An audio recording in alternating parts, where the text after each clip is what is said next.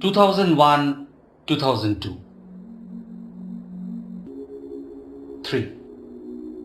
2002 arrived with a bang, a devastating headache, and a few painkillers.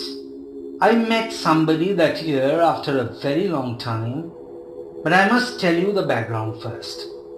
Anjuna the candy, her father owned a milk candies factory and she brought candies to school for us once every week, fell in love with Ranjan the giraffe, for he was the tallest boy in school, a full inch taller than Mr. Abraham, our PT sir, who was 5 feet 11 inches tall.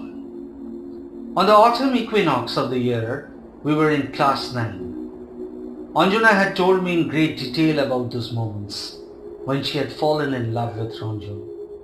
He was playing cricket in the ground adjoining our school against a local team.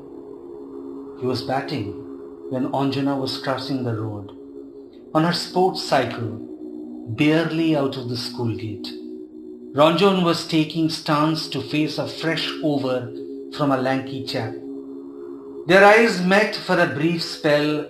The delivery immediately after was a good-length ball that was dispatched to the extra cover boundary. Ranjan had timed the ball most sweetly, as they say, leaning on his legs like a crafty warrior, swinging his bat in the air like an avenging sword. Anjuna clapped in awe. Ranjan looked at her questioningly. Anjuna had smiled in glad appreciation. Ranjan was clean bowled the very next ball, 3 runs short of a half century. It was then that Anjuna felt wind blowing inside her body. She threw her cycle on the pavement along with her school bag, ran towards Ranjan, who was returning to a makeshift pavilion, dejected and depressed with life. On the edge of the cricket ground, soon Anjuna the candy and Ranjan the giraffe were locked in each other's arms for as long as 150 seconds, as per eyewitness account.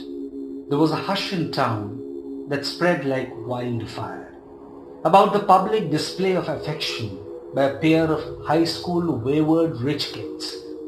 This became impossible to contain in spite of the best intervention by the school authorities and 2 powerful sets of parents. The story, in a very different and exaggerated form, had converted itself into a local legend. Needless to say, the cricket match was abandoned soon thereafter because of the commotion and riot that the event had created. Anjuna the candy and Ranjan the giraffe went steady for the next 10 years, dreaming and working towards a future life that they called new life. Meanwhile, Anjuna had completed her masters in English and joined her family business. Ranjan had completed his masters in mechanical engineering and MBA in finance and went on to join an investment banking company. Both of them made rapid progress in their respective fields. Their love blossomed more and more with each passing day, quite contrary to what a few onlookers had predicted. Then something happened all of a sudden.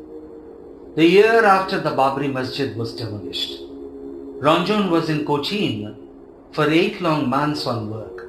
While in Cochin, he cut himself off from Anjuna gradually, and all his old friends and society circles to emerge fully married to a dark, short and petite Bharatanatyam dancer with exquisite eyes.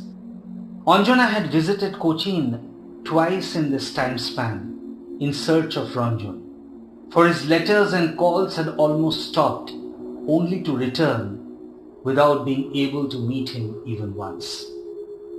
Ranjan re-entered the society circles with his new wife, brushing off his long-standing love affair with one sweep. Inexplicably, Ranjan left investment banking and shifted to core engineering.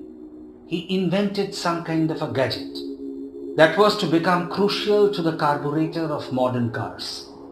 He set up a factory as an ancillary to car plants and minted money left, right and center. In the next 3 years, Anjuna fought blinding battles in her soul. She was almost reduced to a vegetable for some time. She found no happiness in living, wealth or the usual comforts and achievements in life. Then one night, she dreamt of a strange hotel, a majestic stone building on a distant island made of white sand and blue trees, where winds found a home to shelter lonely souls.